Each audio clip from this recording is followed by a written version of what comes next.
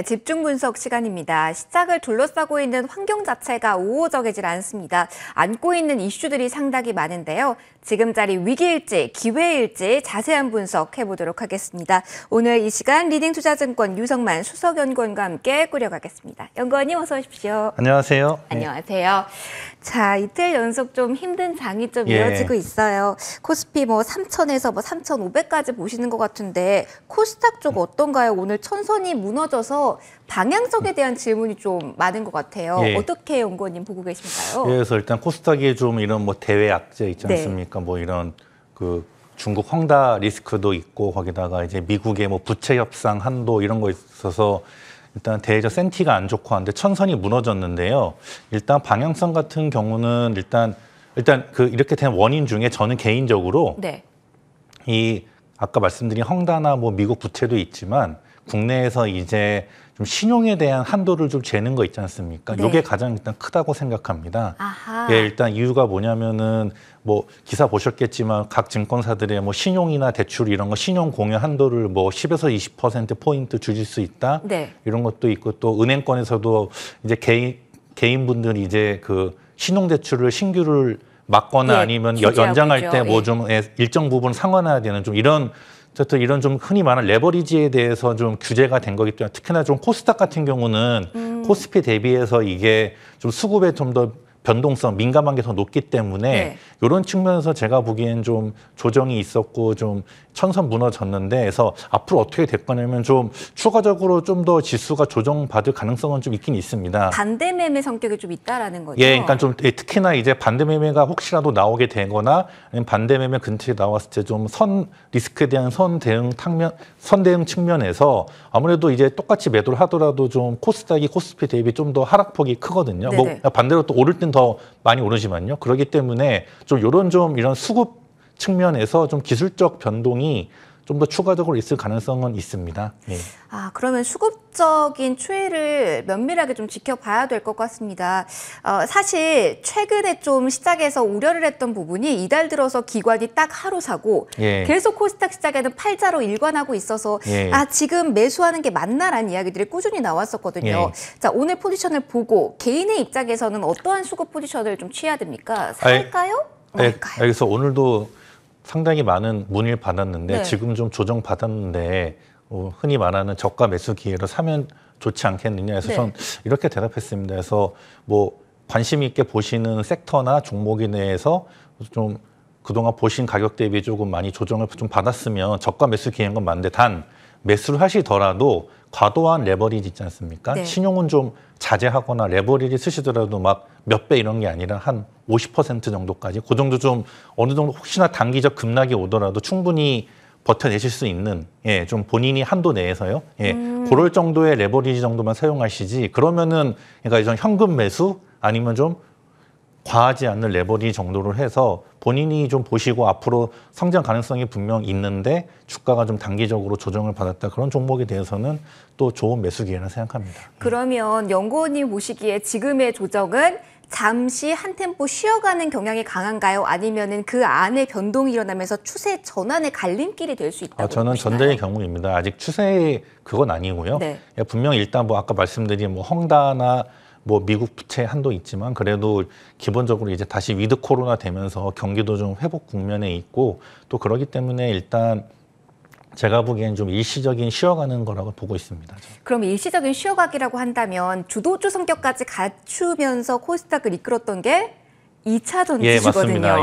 그러면 2차 전지 지금 매수 기회가 될 수 있을까요? 저는 개인적으로 2차 전지는요 앞으로도 더 지속적으로 갈 거라 보고 그러니까 2차 전지 이전에 ESG라는 테마 있지 않습니까? 요거는 이제 올해건 내년이건 내후년이건 당분간 계속될 거고 2차 전지는 그런 환경 이슈도 있지만 거기에 또 전반적인 자동차 산업의 패러다임이 내연기관에서 2차 전지로 변하고 있고요. 또 거기다가 자동차를 넘어서 타 분야에도 2차 전지 관련된 이런 수요가 더 앞으로 증가될 것입니다. 그렇기 때문에 2차 전지 관련된 소재가 됐던 뭐가 됐건 이쪽 관련된 거는 앞으로도 전 지속적으로 테마도 형성되고 실적이나 주가로도 될 것이라 보고 있고요. 또 이따가 좀 좀 유심히 봐야 될 종목 중에 하나도 2차 전지 관련주가 있습니다. 아, 예. 그럼 마지막까지 예. 종목 꼽아주시니까 예. 여기는 조금 더 추가적인 질문은 예. 뒤 이어서 드리도록 할게요. 그럼 2차 전지와 함께 제약바이오 섹터도 뭐 변동성엔 있기도 했지만 갈 때는 또 시원하게 가졌거든요. 예. 반대로 이렇게 하락장에선 또 내립니다. 이 역시 좀 하반기 주목할 오늘 계기 마련될 수 있을까요? 예, 그러니까 제약바이오가 올해 초 대비 가장 부진했던 섹터입니다. 그래서 흔히 말하는 YTD 수익률에서 제일 부진했는데, 네. 근데 좀 약간 이제 최근에 또 금리 인상이 있었고 또 추가적인 금리 인상이 예상되지 않습니까? 좀 전반적으로 금리 인상기에는 이런 제약바이오 같이 R&D 비용 많이 들어가는 섹터가 조금 다소 좀 부진한 면은 있습니다. 근데 그럼에도 불구하고 원체 부진했고요. 그래서 좀 저는 제약바이오 섹터가 봐더라도 올해 좀 부진했던 원천 파이프라인을 가진 제약바이오 있지 않습니까? 저는 그쪽 회사들 위주로 해서 좀 주가의 회복세가 있지 않을까 보고 있습니다. 그럼 결국은 제약바이오도 하반기 뛸 수 있는 그 전제 조건은 실적 이렇게 봐야 될까요? 그러니까 제약바이오주라는 게 좀 실적보다도 당장 이제 임상 있지 않습니까? 네네. 임상 향후 결과나 뭐 중간 임상 결과 뭐 그리고 뭐 해외 주로 미국 같은데 임상 진행 상황 뭐 이런 것에 따라서 좀 그리고 이제 더불어서 애로까지 되면 숫자가 찍히니까 더더욱 좋고요. 좀 그런 측면에서 움직일 것 같습니다. 네, 이슈를 몰고 좀 올라갈 가능성은 있지만 변동성은 클 수 있다. 예. 좀 다시 한번 언급을 해드릴게요. 자, 그리고 이제 다음 달부터 본격적으로 이제 실적 시즌이 진행이 됩니다.